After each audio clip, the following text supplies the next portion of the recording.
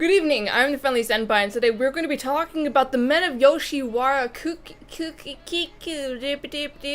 Good evening, I'm the Friendly Senpai, and today we're going to be talking about the men of Yoshiwara, Kikuya and Ohgiya. Otome visual novels published on Steam in 2015 and 2016 respectively, the men of Yoshiwara tell the story of a shy girl who is visiting a well-known brothel for the first time. One is visiting because she needs to deliver a package for her family business and becomes entranced by one of the courtesans, while the second is there to fulfill her duty of delivering an heir to the family so she can become the head of household. When they arrive at the brothel, they meet the available courtesans who are more than willing to throw themselves at her feet because reasons.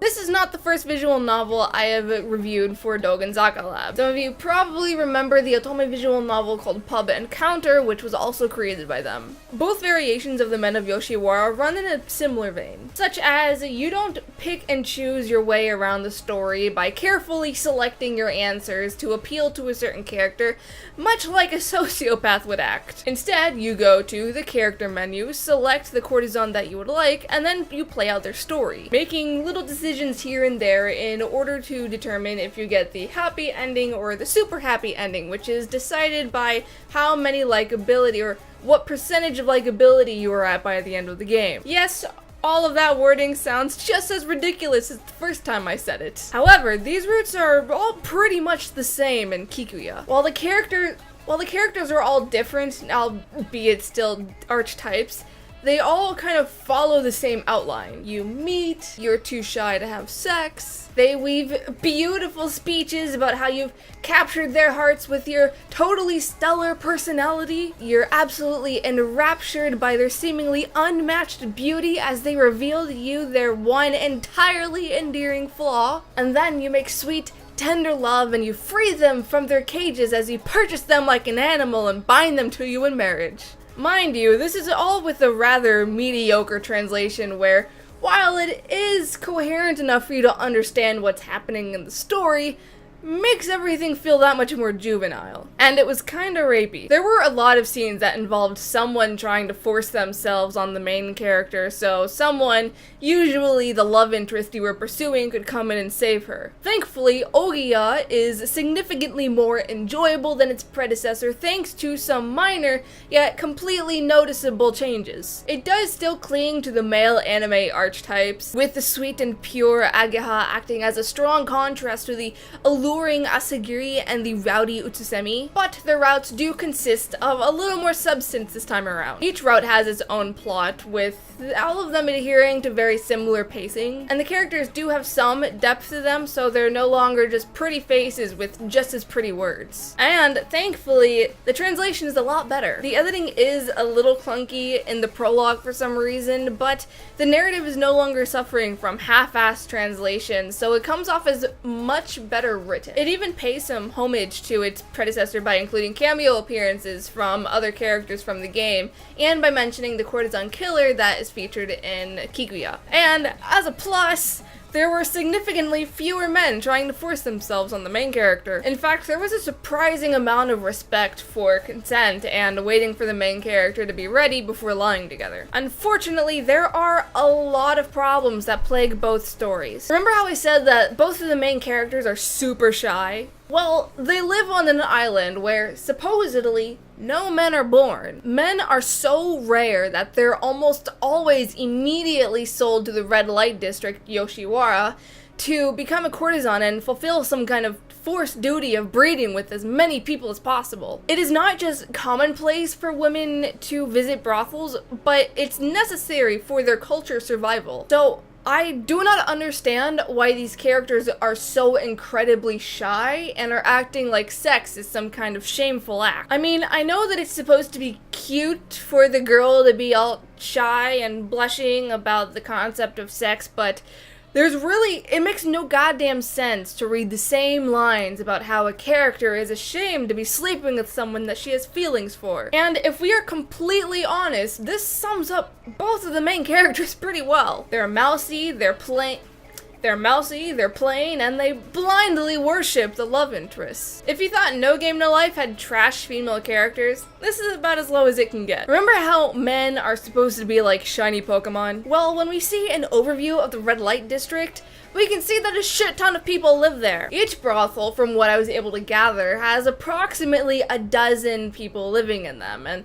that's me lowballing. And keep in mind that everyone that lives in Yoshiwara is a man. You have the courtesans you can see from the list of acquirable men, you have the apprentices, and you have the servants. All men. And look at all those houses! And the main character in Ohgiya has a bodyguard. So it's possible for men to live outside of the red light district. This is supposed to be a pretty small island that branches off of the mainland where there are plenty of men, so I find it exceedingly difficult to accept that the red light district is even needed at all. Glaring potholes aside, there is another major problem I had with the overall concept of the game, and that is the way that relationships are formed. Remember how I said earlier that the main characters worship the love interest? Just about every single scene we had with the main character had her talking about how in love she was with this person and how beautiful they were, and for the most part, whenever she was away from the love interest, every single one of her thoughts was encompassed by the need to return to him. There is a lingering angst in the game as the main character struggles to come to terms with the fact that she has fallen in love with someone that makes a living by selling their time and their sex. But overall, she seems to have no qualms about the fact that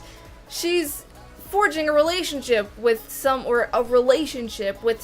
that will only grant her the privilege of spending time with them so long as she is willing to pay for it. Then, as every route wraps up, she decides that she wants to purchase their freedom so they can be together. Not so the courtesans can find happiness, but so she can ensure that she is the only woman that these courtesans will ever be with ever again. A lot of the time, she even starts talking about this without even remotely considering the feelings of the love interest, which is something that actually backfires at one point when Asagiri says no, he actually enjoys the lifestyle that being a courtesan can guarantee him. But outside of that, there seems to be no balance. All of the power in the relationship leans towards her favor. 50 Shades of Grey featured a healthier relationship than both of these games combined.